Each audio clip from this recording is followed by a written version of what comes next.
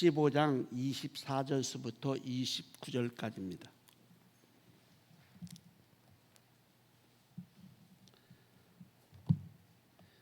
구약 488쪽 근처에 있습니다. 사무엘하 15장 24절서부터 29절까지 교독하시겠습니다. 제가 24절 봉독에 올리겠습니다.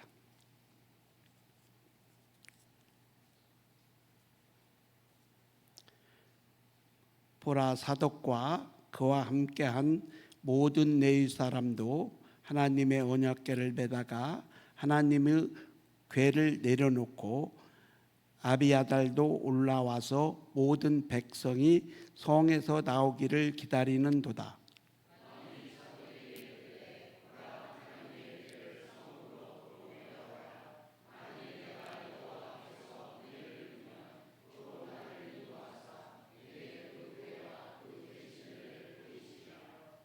그러나 그가 이와 같이 말씀하시기를 내가 너를 기뻐하지 아니하시면 종이 여기 있사오니 선히 여기시는 대로 내게 행하옵소서 하리라.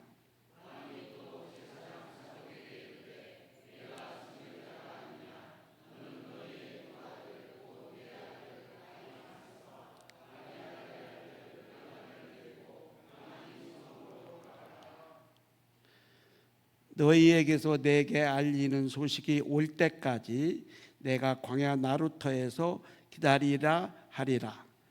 사독과 아비아달이 하나님의 궤를 예루살렘에 도로 메다가 놓고 거기서 머물러 있으리라. 아멘. 이제 목사님 나오셔서 광야에서 돌아가는 삶, 주권의 변화라는 말씀의 제목을 가지고 말씀 선포하실 때 큰 은혜가 우리에게 임할 줄 믿습니다.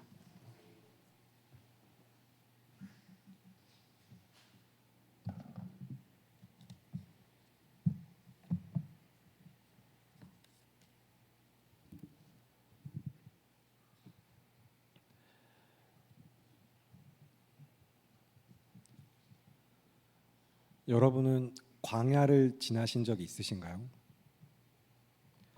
혹은 지금 광야를 지나시는 중이실까요? 결코 가까이 하고 싶지 않은 단어이지만 대부분 많은 성도님들이, 저도 마찬가지입니다, 가까이 정도가 아니라 그 안에 살아가는, 그래서 도무지 끝이 보이지 않는 그 광야의 인생길을 겪어보셨을 것입니다. 심지어는 내 인생이, 나의 삶 자체가, 나의 인생은 늘 광야였다라고 그렇게 고백하시는 분들이 계실지도 모르겠습니다.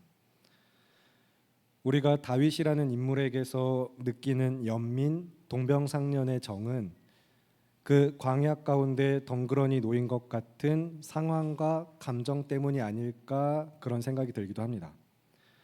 오늘 우리가 함께 살펴보는 본문의 말씀에서 다윗은 그가 사울을 피하여 도망다니던 유대 광야, 예루살렘에서 기드론 시내를 지나 감난산을 넘어가면 나오는 그 텅 비고 아득히 넓은 벌판, 그 메마른 광야를 다시 들어갑니다. 그것도 자기 아들 압살롬의 반역을 피해서 그 유대 광야로 들어가고 있습니다. 그래서 광야에 들어가는 삶에 아무것도 없는 것 같은 그곳에 다윗은 무엇을 두고 들어갔으며 또 무엇을 가지고 들어갔는가. 마찬가지로 광야 같은 인생길을 걷는 우리 모두가 이 하나님의 말씀에 비추어 우리의 삶을 돌아보면서 우리에게 필요한 변화는 무엇인지, 지켜야 할 것이 무엇인지 깨달으며 말씀의 은혜에 붙들리는 이 주일 저녁이 되기를 바라고 기도합니다. 그러면 먼저 오늘 본문 바로 앞에 있는 23절, 사무엘하 15장 23절의 말씀을 함께 한 목소리로 읽겠습니다. 시작. 온 땅 사람이 큰 소리로 울며 모든 백성이 앞서 건너가매 왕도 기드론 시내를 건너가니 건너간 모든 백성이 광야길로 향하니라. 아멘. 말씀을 유심히 잘 살펴보시기 바랍니다. 사실 이제 다시 도망자의 인생에 놓여 있는 이 다윗의 곁에는 결코 적진 않으나, 그러나 적진 않은 숫자이지만 온 땅과 모든 백성이라고 그렇게 말하기에는 상당히 많이 부족한 인원입니다. 왕실의 근위병인 그렛 사람과 블렛 사람 그리고 가드 사람까지 합해서 600명이 넘는 인원들이 함께하고 있지만 온 땅 사람과 모든 백성이라고 말하기에는 600명이 넘는 인원이 사실 그만한 인원이라고 말하기에는 초라한 숫자입니다. 그러나 성경은 다윗과 함께 통곡하고 그 이동하는 무리들을 온 땅과 모든 백성이라는 표현으로 강조하면서 여기서 하나님이 세우신 왕은 다윗이라는 사실을 드러내고 있습니다. 하나님께서 세우신 왕은 다윗입니다. 압살롬이 자신을 이제 왕으로 선포했지만 하나님께서 세우신 왕은 오직 다윗 한 사람입니다. 그래서 온 땅과 모든 백성이 인정하는 왕으로서, 그러나 또 한편으로는 이제 다시 도망자의 삶에 놓인 그에게 왕의 피난길에 모든 온 땅 사람들이 함께 울며 따라 이 피난길을 따라갈 때에 광야에 들어가는 모습을 통하여서 이 상황에 비참함이 강조되고 있기도 합니다. 600명 남짓 그 이상 넘는 무리지만 그들이 이제 왕의 피난길에 함께 동참하면서 지금 얼마나 상황이 비참하고 안타까운가 이야기하는 가운데 23절에서 이어지는 24절의 말씀, 짧은 이야기지만 이 한 토막의 이야기로 들어가면서 성경의 표현을 통해 전체 무리에서 작은 무리의 이야기로 비극을 조금 더 가까이 비추어 들어가면서 광야에 들어가는 다윗의 삶을 성경이 따라 들어가고 있습니다. 그래서 이제 기드론 시내를 건너가 모든 백성이 광야길로 향하니라 하신 말씀은 이제는 광야에 들어가는 삶에 더욱더 밀착하여 따라 들어가면서 이제 다윗이 어떻게 들어가고 있는가, 그의 삶에 마주한 현실이 어떤 모습이었는가 성경이 이야기하고 있는 것입니다. 그러면 그 시작 24절의 말씀, 오늘 본문 24절을 함께 한 목소리로 읽겠습니다. 시작. 보라, 사독과 그와 함께한 모든 레위 사람도 하나님의 언약궤를 메어다가 하나님의 궤를 내려놓고 아비아달도 올라와서 모든 백성이 성에서 나오기를 기다리도다. 아멘. 보라라고 이야기하면서 이제 성경을 읽는 말씀을 듣는 성도들의 주의를 환기시키면서 하나님은 광야에 들어가는 삶에 따라 들어가시면서 그들을 한 무리가 마주하여서 기다리고 있다고 이야기하고 있습니다. 그리고 그들은 사독과 아비아달 그리고 레위 사람들입니다. 제사장 두 사람과 제사장 지파가 기다리고 있습니다. 여호와께서는 이제 레위기 말씀을 통하여서 또 출애굽기 말씀을 통하여 아시는 바대로 아론을 대제사장으로 세우셨습니다. 그리고 그의 아들, 그의 후손들이 제사장의 역할을 감당하게 하셨죠. 아론에게는 그리고 4명의 아들이 있었습니다. 나답과 아비후 그리고 엘르아살과 이다말 4명의 아들이 있었는데 레위기 연속설교를 들으신 분은 아시겠지만 나답과 아비후는 여호와 앞에 제사를 드릴 때에 여호와께서 명령하시지 않은 다른 불을 드림으로 인하여 여호와의 불에 삼켜져 그 자리에서 죽었습니다. 이제 두 아들만 남게 되었는데 사독은 아론의 셋째 아들 이제 엘르아살의 후손입니다. 그래서 엘르아살 계열, 이렇게 사독 제사장의 계열이 이야기됩니다. 그리고 아비아달은 넷째 이다말의 후손입니다. 그리고 이 이다말의 계열을 따라서 제사장 지파가 이어질 때 우리가 잘 알고 있는 인물이 있습니다. 사무엘 연속설교를 통해서 들으신 바 엘리 제사장이 이 이다말의 계열입니다. 그래서 또 연속설교를 들으시면서 잘 아시겠지만 엘리의 아들들이 행실이 나쁘고 여호와를 알지 못함으로 얼마나 심각한 죄를 반복하여 지어서 그 가문이 아주 하나님의 무서운 저주를 받게 되었는가 여러분 말씀을 들으셨습니다.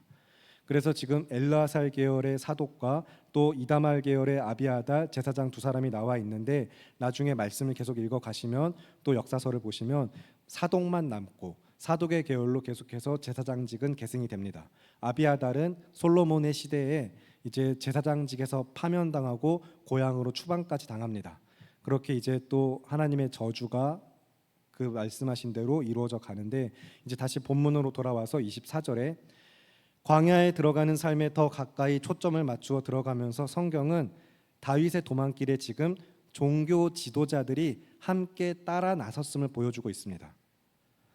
제사장들과 레위 사람들이 다윗을 따라 함께 피난길에 나섰다는 것은 압살롬이 아닌 다윗의 왕권을 인정하고 지지하고 있음을 드러내는 것입니다.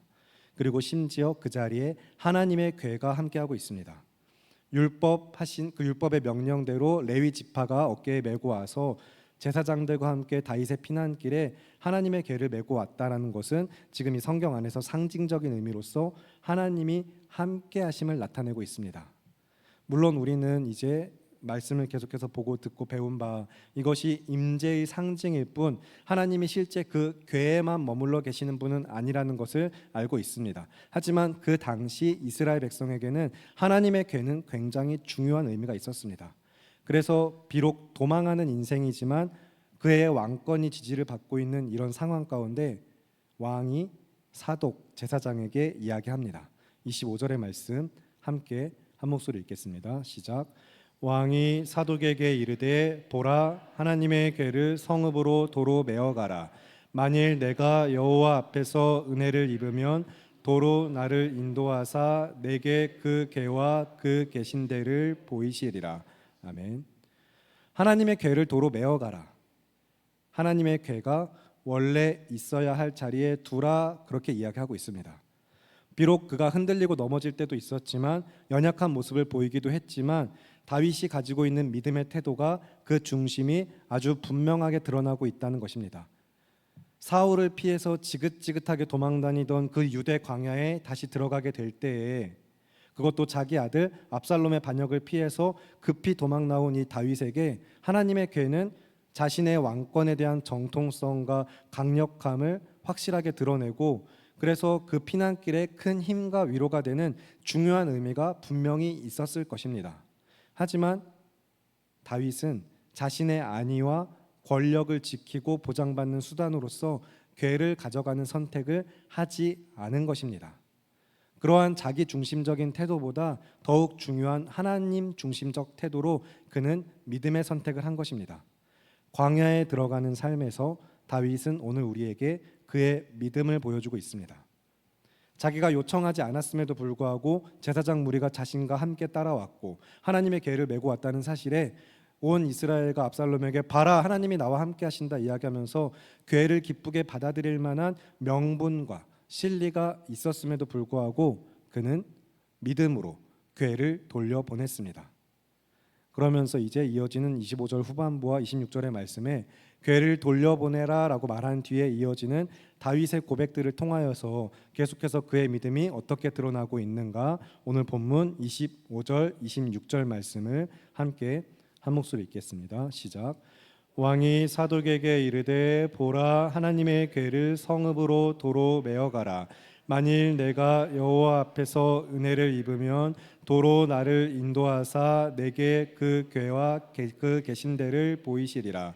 그러나 그가 이와 같이 말씀하시기를 내가 너를 기뻐하지 아니한다 하시면 종이 여기 있사오니 선히 여기시는 대로 내게 행하시옵소서 하리라. 아멘. 이제 궤를 도로 메어가라 명령하면서 다윗이 고백하는 여호와 하나님을 향한 그의 온전한 믿음은 자기 삶에서 누구에게 주권이 있는가를 인정하고 고백하는 모습을 통하여 더욱 선명해지고 있습니다. 궤를 있어야 할 자리에 두라라고 이야기하면서 만일 내가 여호와 하나님 앞에 은혜를 입으면 주님의 인도하신 가운데 다시 나를 그 궤와 계신 대로 인도하셔서 그곳을 보이시리라라고 담대하게 고백을 하는 것입니다. 자신의 왕권의 회복만 이야기하는 것이 아니라 하나님께서 부르시면 주님의 부르신 그 은혜를 입을 때에 내가 여호와의 임재 앞에 나아갈 수 있다는 믿음의 고백인 것입니다. 그렇게 아주 겸손하게 하나님의 주권 앞에 자기의 삶을 내어 맡기는 가운데 더 나아가서 심지어 만약에 여호와 하나님께서 자신을 향하여서 내가 너를 기뻐하지 아니한다 하셔도 그것이 주님의 뜻이라면 따를 것이라고 고백을 하고 있습니다. 자기의 삶을 인도하시는 여호와께서 자신의 주님이시니 그래서 자신은 그의 종이니 주님이 그렇게 말씀하시면 저는 그대로 따르겠습니다라는 것입니다. 그래서 종이 여기 있사오니라는 이 말은 그렇게 하나님의 주권 아래에 이제 자신의 위치를 나타내면서 그저 주님이 선히 여기시는 대로 내게 행하시면 저는 따르겠습니다라는 믿음을 고백하는 것입니다. 그리고 이제 이어서 27절부터 29절에 다윗은 사독에게 이렇게 이야기를 하고 있습니다. 27절부터 29절의 말씀 교독을 하시겠습니다.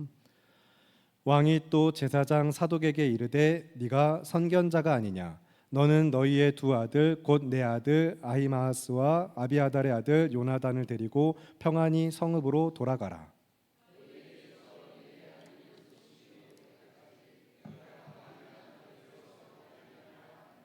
사독과 아비아달이 하나님의 궤를 예루살렘으로 도로 메어다 놓고 거기 머물러 있으니라. 아멘. 사실 이 본문은 해석상 견해가 상당히 갈리고 이제 주석에서도 난해한 본문으로 이야기됩니다. 이제 제사장 사독에게 네가 선견자가 아니냐라고 이야기하는 이 말씀에 히브리어 원문 해석을 두고서 이 선견자라는 표현이 그를 정탐꾼으로 가리키는 것이다 그렇게 이야기하면서 너는 다시 예루살렘으로 돌아가서 너의 아들과 함께 그 정탐꾼의 역할을 다해라.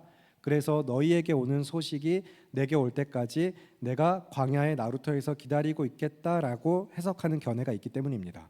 하지만 이러한 견해가 있지만 그러나 더욱더 보편적으로 이제 일반적으로 더욱더 강세를 가지고 있는 해석은 그를 선견자라고 이야기할 때 이제 제사장의 역할 중에 하나가 우림과 둠밈을 가지고서 이제 하나님의 뜻을 묻고 구하는 자들로서 그들이 하나님의 뜻을 보는 자이기 때문에 선견자라고 이야기하는 것, 이것이 이제 조금 더 일반적인 해석으로 받아들여집니다. 그리고 우리는 이 해석을 받아들이는 것에 있어서 성경의 말씀을 읽어가면서 다윗이 자신의 입술로 고백하고 삶으로 살아내는 그 모습 가운데 드러나는 믿음, 그 믿음에서 제사장들을 단지 자기 안전을 위한 정탐꾼으로 보낸다라는 것이 문맥상 사실 자연스럽지가 않습니다.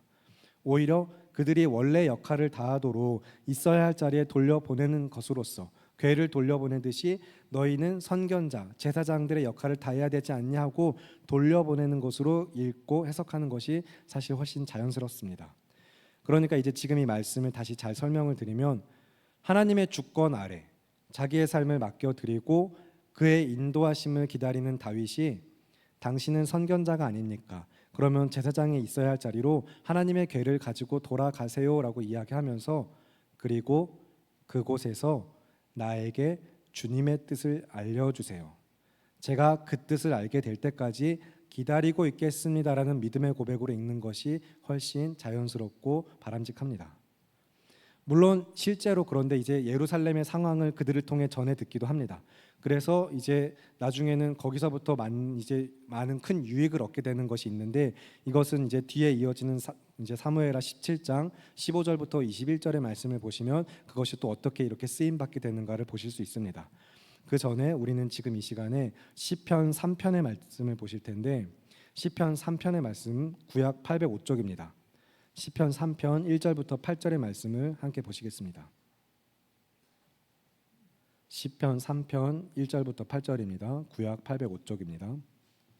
말씀을 찾아 두시고 이제 하나님의 주권 앞에 이제 자신의 삶을 내어 맡겨드린 다윗이 그 믿음을 드러내고 있는 시편으로서 시편 3편의 말씀이 무엇이라고 하나님을 찬양하고 있는가 한 절씩 교독을 하겠습니다. 여호와여 나의 대적이 어찌 그리 많은지요 일어나 나를 치는 자가 많으니이다.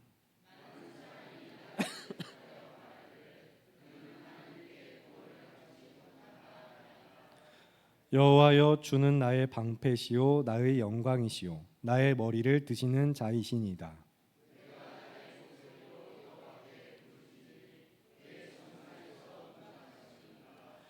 내가 누워 자고 깨었으니 여호와께서 나를 붙드심이로다.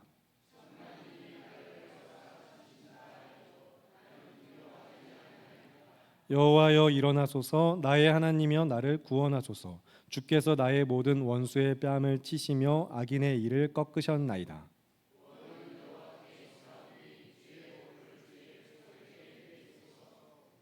아멘. 시편 1편부터 150편의 말씀 중 가운데 이제 시편이 1편부터 150편 말씀 가운데 이제 제일 처음 표제가 붙은 채로 제일 처음 등장하는 시편이 오늘 방금 함께 읽은 시편 3편입니다. 그리고 여러분 가지고 계신 시편 3편의 표제를 보시면 이렇게 표제가 붙어 있죠. 다윗이 그의 아들 압살롬을 피할 때에 지은 시.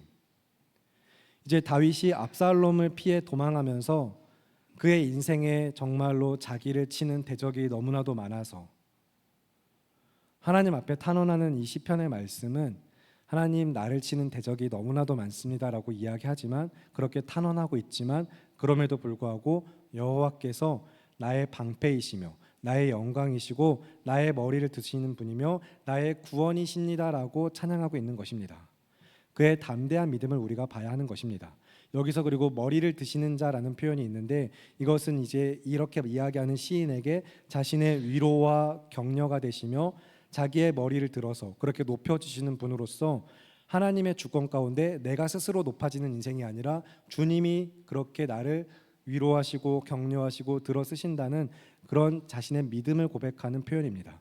그래서 이제 말씀 계속해서 이어지는 말씀 보시면 29절 이하의 사무엘하 15장 30절부터 보시면 사무엘하 말씀에서 그는 이제 도망 다니는 가운데 자신의 머리를 가리우고 슬픔을 나타내면서 아주 비통한 슬픔을 나타내면서 도망합니다. 하지만 그렇게 자신의 머리를 가리우면서 도망하는 인생이라 할지라도 이 광야에 들어가는 산 가운데 그 인생에 나의 머리를 드시는 분이 여호와 하나님 되신다는 것을 믿음으로 고백하면서 찬양을 하는 것입니다. 그래서 이제 시편 3편의 후반부에 보면은 구원이 여호와께 있음을 고백하며 찬양하며 마치고 있습니다.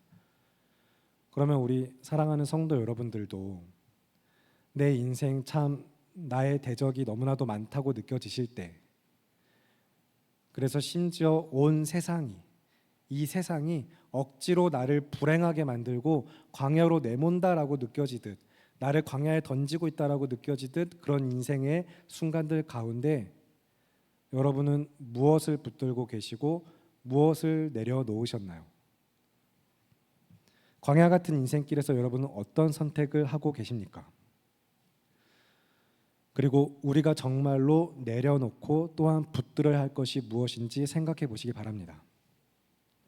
다윗은 이제 광야에 들어가는 삶에서 하나님의 궤를 내려놓았지만 오히려 그렇게 함으로써 그는 하나님을 향한 믿음을 더욱더 온전히 붙들었습니다. 광야에 들어가면서 궤를 돌려보내는 것으로서 그가 내려놓은 것은 다른 무엇이 아니라 자기의 주권이었습니다. 그는 믿음을 내려놓은 것이 아닙니다. 오히려 믿음을 더욱더 붙들었습니다. 하나님의 궤와 제사장들을 돌려보냈지만 오히려 그렇게 함으로써 하나님의 주권만을 고백하는 가운데 자신의 믿음을 붙들고 하나님을 향한 믿음을 붙들고 하나님의 인도하심을 따라 광야에 들어간 것입니다. 나를 이 광야에서도 지켜주시리라 믿고 이 광야에서 인도하실 것이며 마침내 광야에서 돌아오게 하실 것도 믿고 나의 구원 되시는 하나님을 믿고 광야에 들어가는 삶이었던 것입니다. 그래서 이제 시편 3편 5절의 말씀을 보시면 그렇게 대적이 많은 인생들 가운데서도 나의 눕고 자며 깨고 일어남이 결국엔 모두 다 여호와께서 나를 붙드심이로다라고 그렇게 자신의 믿음을 고백하며 찬양하고 있습니다. 하루를 마칠 수 있었던 것과 다시 새 하루를 시작할 수 있음에 감사하면서 나의 앉고 일어섬과 자고 깨는 것까지, 그래서 나의 모든 삶이 하나님의 은혜인 것을 믿음으로 고백하는 이 다윗을 보면서 우리 사랑하는 성도 여러분은 광야 같은 인생길을 헤쳐가실 때에 무엇을 붙드시기 원하십니까? 무엇을 붙들고 그 광야를 헤쳐가시겠습니까? 여러분 정말로 오직 한 가지, 하나님과 그 말씀만을 붙드시기 바랍니다. 하나님을 향한 믿음을 붙드셔야 합니다. 그리고 우리가 그렇게 그 믿음을 붙들고 나아갈 때에, 광야에 들어갈 때에, 그 광야를 살아낼 때에 사실은 이미 하나님께서 나와 내 삶을 강하게 붙드시고 한 번도 놓지 않으셨으며 늘 나와 함께하고 계셨음을 우리는 깨닫게 됩니다. 우리가 붙들기 전에 주님이 우리를 항상 붙들고 계셨습니다. 그래서 너무나도 대적이 많은 것 같은 온 사방이 다 적과 같이 느껴지고 세상이 나를 거부하는 것 같으며 인생이 그저 홀로 외롭고 너무 지친 것 같은 그 광야 같은 삶에서도 우리는 믿음을 지켜야 합니다. 하나님을 향한 믿음을 지켜야 합니다. 그리고 그 믿음으로 말미암아 결국에는 주님께서 그 삶을 붙들고 계실 때 우리와 함께 하시는 하나님을 깨닫고 믿음으로 고백하면서 그 삶에 우리는 반드시 소망이 있음을 고백하게 됩니다. 예수 그리스도의 십자가의 순종과 그 예수 그리스도를 믿는 믿음으로 말미암는 구원의 은혜가 우리에게 있기 때문입니다. 말씀에서 이제 다윗이 하나님의 주권 아래 믿음의 순종과 본을 우리에게 보여주고 있을 때에 우리는 이 다윗에게서 그 한 사람에게서 초점을 두고서 성경을 읽어가는 것이 아니라 예수 그리스도, 우리가 진정으로 믿고 따라야 하는 주님만을 바라봐야 합니다. 그리고 여기서 이제 한 가지 이 말씀의 장소의 배경, 장소적 배경이 되는 장소로서 앞에 이야기됐던 기드론 시내, 이 기드론 시내에 주목하면서 광야에 들어가는 삶이라는 관점으로 신약의 말씀을 한 군데 찾아서 그 말씀 안에서 우리가 또한 힘과 위로를 얻기 원합니다. 이제 앞에서 유대 광야를 설명드릴 때에 예루살렘에서 기드론 시내를 지나 감난산을 넘으면 나오는 것이 유대 광야라고 설명을 드렸습니다. 그래서 이제 이 기드론 시내가 구약에는 총 7차례 성경에 등장을 하고 있고 신약에는 딱 한 번, 기드론 시내가 딱 한 번 언급이 됩니다. 요한복음 말씀에서 딱 한 번 등장을 하는데 요한복음 18장 1절입니다. 신약 179쪽입니다. 요한복음 18장 1절의 말씀.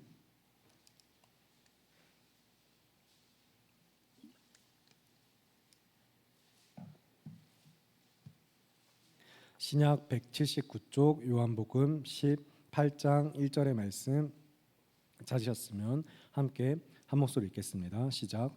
예수께서 이 말씀을 하시고 제자들과 함께 기드론 시내 건너편으로 나가시니 그곳에 동산이 있는데 제자들과 함께 들어가시니라. 아멘. 예루살렘과 감난산 사이에는 기드론 시내가 있었습니다.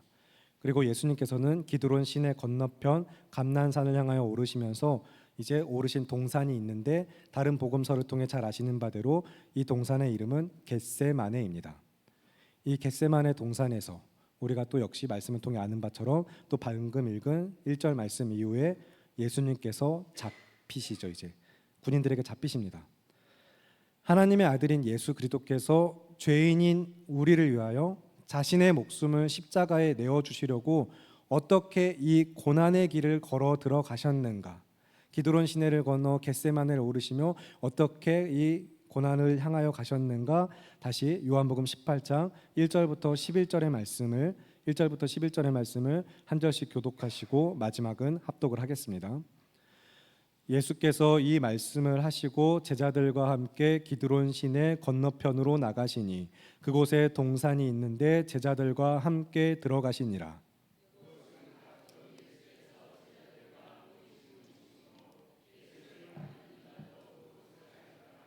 유다가 군대와 대제사장들과 바리새인들에게서 얻은 아랫사람들을 데리고 등과 횃불과 무기를 가지고 그리로 오는지라.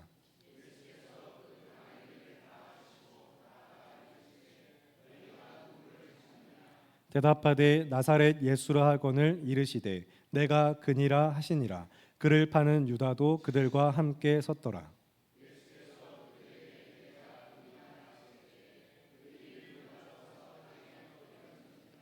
이에 다시 누구를 찾느냐고 물으신데 그들이 말하되 나사렛 예수라 하거늘.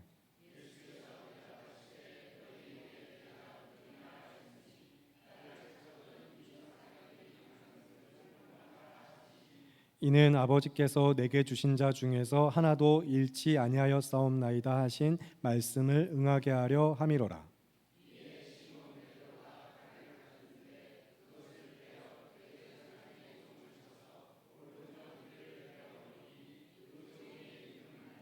함께 읽겠습니다. 예수께서 베드로더러 이르시되 칼을 칼집에 꽂으라. 아버지께서 주신 잔을 내가 마시지 아니하겠느냐 하시니라. 아멘. 다윗이 기드론 시내를 건너 광야를 향하 가는 인생 가운데 제사장 두 사람과 레위 지파가 함께 모여서 그의 피난길을 돕고자 하나님의 길을 메고 나왔던 것과 달리 우리의 왕이 되시는 예수 그리스도께서 우리를 위하여서 십자가의 고난의 길을 향하여 가실 때에도 역시 제사장이 나와 있었지만 그는 예수를 잡아 죽이기 위하여 그 왕을 끌어내리기 위하여 그 앞에 서 있었습니다. 그리고 이제 다윗이 하나님의 주권을 믿음으로써 언약궤를 돌려보내고 광야에 들어간 것처럼 예수님께서는 자신의 삶을, 그 생명을 하나님의 주권에 맡겨드려서 순종하여서 자신을 내어주시고 십자가의 순종을 우리에게 보여주셨습니다.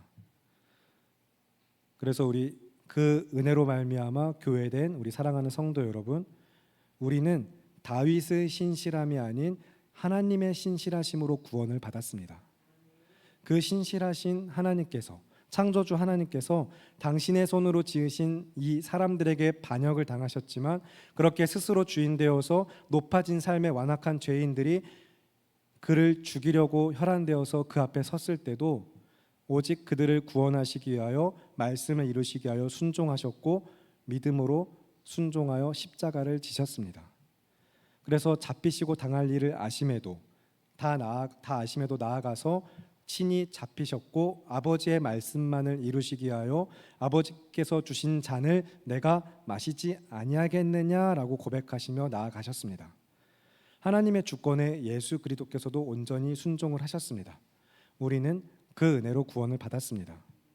그리고 그 은혜로부터, 그 은혜 아래에서 우리는 새롭게 다시 태어난 성도 그리고 교회가 되었습니다. 그런 교회에는 예수님만이 오직 주인 되십니다. 교회는 예수 그리스도께서 주인 되시는 믿음의 공동체입니다. 그래서 이 믿음의 공동체는 예수님의 순종을 본받아서 예수님의 발자취를 따르는 믿음의 그 제자로서 주님의 말씀과 그 은혜에 붙들리는 삶, 오직 그것만을 붙드는 삶이 되어야만 합니다. 그래서 그 은혜에 대하여서 우리가 또 말씀에 붙들리기 위하여 함께 마태복음 4장 1절부터 4절의 말씀을 읽으며 그 은혜에 붙들리기 원합니다. 마태복음 4장 1절부터 4절입니다. 신약 4쪽에 있습니다.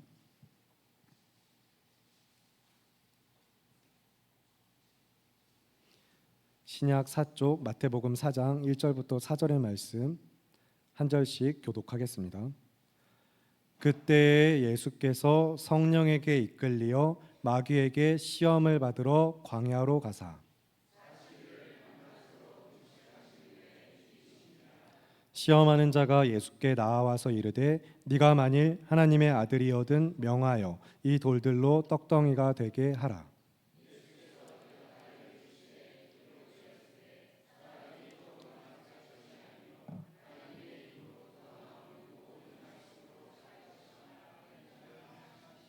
아멘. 예수님께서는 공생의 사역을 시작하시기 전에 광야에 들어가 시험을 받으셨습니다. 그런데 이제 들어가실 때 40일을 줄이고 들어가셔서 시험 받으시는 가운데 하나님의 말씀으로 또한 이 마귀의 간교한 시험을 물리치셨습니다. 이 모든 말씀들을 마음에 새기고 돌아보면서 광야 같은 인생길을 걸어가실 때 여러분의 삶에서 텅 비고 넓고 허허벌판인 아무것도 없는 것 같은 그런 곳에서 나 홀로 남은 것 같은 인생, 도무지 끝이 보이지 않는 것 같은 그 광야에서 무엇을 붙들어야 하실지 여러분 다시 한번 말씀을 마음에 새기시면서 정말로 평생에 오직 하나님의 말씀과 그 은혜를 붙드시고 믿음으로 승리하시기를 바랍니다. 그리스도 안에서 다시 태어나 성도가 된 우리는 새롭게 된 그 은혜의 정체성을 믿음으로 살아내야만 합니다. 우리 모두는 삶의 주권이 변하여서 하나님께서 주인 되시는 삶으로 그의 말씀에 순종하며 그의 은혜를 의지하여 믿음으로 살아가는 인생입니다. 그리고 그 믿음의 인생길 가운데 다시 태어난 새로운 정체성을 살아가고자 하는 자들에게 하나님께서는 광야라는 학교를 예비하셨어요. 우리는 그 광야를 통과해야 합니다. 그래서 광야에 들어가는 삶으로 주권의 온전한 변화 가운데 그 믿음으로 이제 광야를 지나온 성도들에게 하나님께서 함께 하심이 더욱더 분명하게 깨달아지고 믿음으로 그들이 다시 주님의 주권을 고백하며 이제 세상으로 보내어지는 공동체 됐다는 것을 기억하시기 바랍니다.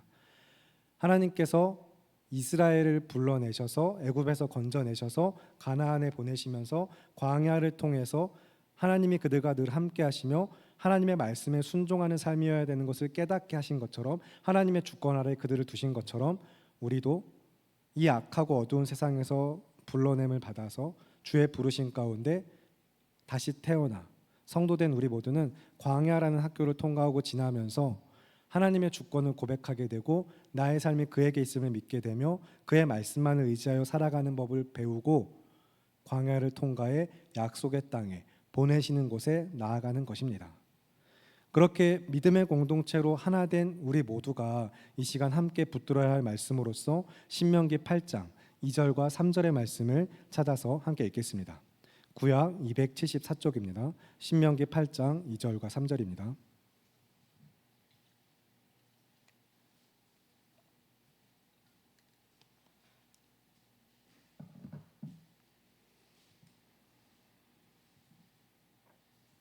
구약 274쪽 신명기 8장 2절에서 3절의 말씀 찾으셨으면 함께 한 목소리 읽겠습니다. 시작. 내 하나님 여호와께서 이 40년 동안에 내게 광야길을 걷게 하신 것을 기억하라. 이는 너를 낮추시며 너를 시험하사 내 마음이 어떠한지 그 명령을 지키는지 지키지 않는지 알려 하심이라. 너를 낮추시며 너를 줄이게 하시며 또 너도 알지 못하며 내 조상들도 알지 못하던 만나를 내게 먹이신 것은 사람이 떡으로만 사는 것이 아니요 여호와의 입에서 나오는 모든 말씀으로 사는 줄을 네가 알게 하려 하심이니라. 아멘. 이 40년의 광야 생활처럼 이제 예수님께서도 역시 광야에서 시험 받으시는 가운데 이제 이 말씀을 인용하여서 마귀의 시험을 물리치셨고, 우리는 다시 지금 그 믿음의 공동체로서 정체성을 기억하면서 이 말씀을 읽고 마음에 새기며 여러분의 믿음을 분명히 하실 수 있길 바랍니다. 여러분이 지금 광야를 지나고 계시는 중이라면, 그리고 앞으로 이제 광야에 들어가는 삶 가운데서도 우리의 주권이 변해야 한다는 것, 내가 이 주권을 온전히 하나님께 맡겨드리며 나의 삶의 주권이 오직 주님께만 있음을 믿음으로 고백해야 된다는 것, 이 한 가지 사실을 기억하시고 광야에 들어가시기 바랍니다. 그래서 이제 다시 태어난 존재로서 우리가 옛사람을 벗어버리고 새 사람을 입어서 날마다 나는 죽고 예수로 사는 삶을 살아가는 가운데 우리는 그 광야에서 점점 더 오직 하나님께만 모든 주권이 있음을 인정하고 믿으며 주의 말씀에 순종하는 법을 배우고 그 믿음의 순종을 살아내게 됩니다. 그렇게 광야길을 걷게 하신 이유를 기억하면서 나를 낮추어 겸손하게 하시고 하나님만을 의지하도록 만드시는 그 광야에서 하나님께서 내가 주의 명령을 지키는가 지키지 않는가 시험하여 보실 때에 말씀으로 살아가는 삶을 믿음으로 더욱더 선택하시고 하나님의 주권만을 고백하며 그 광야를 지나오실 수 있길 바라고 기도합니다. 그래서 하나님은 우리가 말씀으로 살아가는 자, 삶의 주권이 변화된 자라는 믿음의 정체성을 깨달을 때까지 조금은 안타깝고 아픈 이야기지만 광야를 돌게 하실 것입니다. 광야를 빠져나온 것 같다가도 하나님의 주권에 대한 믿음을 잃어버리고 스스로 다시 주인 되는 삶을 살고 있을 때 다시 우리는 광야로 인도함을 받을 것입니다. 그렇기 때문에 다시 한번 광야에 들어가는 삶에서 우리가 붙들어야 할 것은 하나님과 그 말씀밖에 없습니다. 나의 주권을 내려놓아야 합니다. 하나님께 모든 주권이 있음을 믿고서 그 믿음을 고백하고 살아내면서 하나님의 인도하심을 신뢰하시기 바랍니다. 그리고 하나님의 은혜를 의지하셔야 합니다. 그렇게 하나님의 하나님 되심과 나의 나됨을 알고 그 은혜로부터 우리가 하나님의 손에 붙들려 나아가는 인생길에는 광야에 들어가는 삶에도 주님이 함께 하심을 믿고 찬양하며 들어가는 삶인 것이고, 그곳에서 나를 붙들고 계셨음을 믿고 깨달으며 그 광야에서 나와 세상에 보내어질 때 믿음으로 주를 예배하며 예수 그리스도의 증인된 공동체로서 나아가는 삶인 것을 여러분 기억하시고 믿음으로 살아내실 수 있기를 바라고 기도합니다. 그렇게 날마다 오직 주 예수 그리스도를 믿는 믿음으로 승리하는 성교교회 성도 여러분, 우리 모두가 되기를 바라고 기도합니다. 이 시간 함께 합심하여서 기도하겠습니다. 오늘 들은 말씀과 주시는 마음을 붙들고 함께 통성으로 기도하실 때에 하나님의 주권을 고백하며 그 믿음을 살아내는 삶의 순종을 위하여 함께 기도하시겠습니다. 그리스도 예수 안에서 다시 태어난 성도로서 광야와 같은 인생길에서도 나를 붙드시는 주님의 은혜와 사랑을 힘입어 오직 믿음으로 나아가시기를 바랍니다. 그리고 그 믿음으로 말씀에 순종하는 예배자, 하나님의 주권에 삶을 맡겨드리는 예배자 우리 모두가 되기를 간절히 바라고 구합니다. 그래서 이 시간 그 믿음의 간구로 하나님의 주권을 믿으며 오직 말씀으로 살아가는 인생, 믿음의 순종으로 살아가는 성도와 교회 되기 원합니다. 주여 한번 외치시고 함께 통성으로 기도하시겠습니다. 주여, 살아계신 아버지 하나님, 우리가 정말로 어떻게 하나님의 은혜와 사랑 가운데 부르심을 받아 주의 놀라우신 은혜와 사랑을 힘입어서 성도와 교회 되게 하셨는지, 예수 그리스도의 십자가의 순종과 그의 죽으심과 부활하심으로부터 말미암아 이 세상에서 악하고 어두운 것에서 죄인된 우리를 불러내어 건져내시고 깨끗게 하시고 의롭게 하시고 다시 태어나게 하사 성도와 교회 삼으신 하나님의 은혜를 우리가 기억하고 그 믿음을 고백하면서 더 이상 나의 삶의 주권이 나에게 있는 것이 아니라 세상의 다른 것이 더 우리의 주인 되는 것이 아니라 오직 예수님만 나의 구주 되심을 믿음으로 고백하는 성도의 삶, 우리가 그 믿음을 살아낼 수 있는 성도들 한 사람 한 사람 교회 모두가 되게 하시기를 간절히 바라고 기도합니다. 그래서 광야 같은 인생길을 헤쳐가면서 우리가 오직 믿음으로 살아가는 삶 되게 하시기를 간구하는 가운데 나의 삶의 주권이 오직 하나님께 있음을 믿음으로 고백하며 주의 말씀에 순종하여서 오늘도 이 광야 같은 인생길, 그럼에도 불구하고 나의 머리를 드시는 이가 하나님이시며 나의 앉고 서는 것과 자고 깨는 것 모든 것이 주님께서 나를 붙드심으로 말미암아 이루어지는 은혜임을 우리가 고백하며 나를 붙드신 하나님의 은혜와 사랑을 입어 주님만을 의지하여 선하신 목자 되시는 주님과 함께 믿음으로 나아가는 삶 되게 하시기를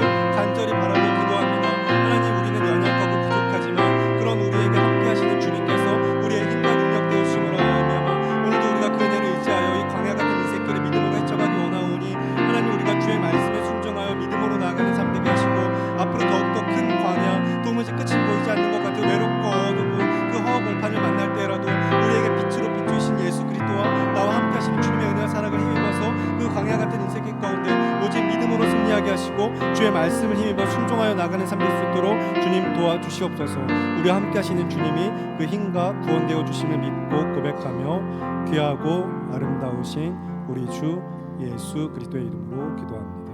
아멘. 살아계시는 하나님 아버지, 광야 같은 인생길을 걷고 있으나 우리가 그 인생길 가운데서도 찬양하며 주를 의지함은 저 어두운 세상에서 우리의 힘으로 도무지 나올 수 없는 그 죄와 사망의 늪에서 예수 그리스도께서 우리를 건져내어 주셨기 때문입니다. 우리는 그리스도 예수 안에서 새롭게 된 자, 다시 태어난 성도와 교회됨을 믿습니다. 그렇게 믿음의 공동체로 부름받은 우리 모두가 사람이 떡으로 사는 것이 아니라 오직 여호와의 말씀으로 사는 인생이라는 것을 기억하면서 믿음으로 하나님의 주권을 고백하고 날마다 하나님의 말씀에 순종하며 어떻게 믿음의 승리를 살아내야 할지 오늘 우리에게 주신 말씀과 듣게 하신 바 그 마음의 교훈을 새기면서 오늘도 우리가 주 예수 그리스도를 힘입어 나와 함께 하시는 주님과 함께 믿음으로 나아가는 삶 될 수 있도록 주님 도와주시옵소서. 그래서 우리 성도님들 가운데 정말로 너무 그 광야 같은 인생길에 지치고 힘들어 낙심하고 주저앉은 분들도 계시겠으나 그에 앉고 일어섬이 모두 다 주의 붙드신 가운데 하나님의 은혜의 손길 가운데 있사오니 다시 믿음으로 일어나 주의 말씀에 순종하여 나아가는 삶 되게 하시기를 간절히 바라고 기도합니다. 그 믿음으로 승리하는 이 한 주의 삶 또 평생이 되게 하시기를 간구하며 귀하고 아름다우신 우리 주 예수 그리스도의 이름으로 기도합니다. 아멘.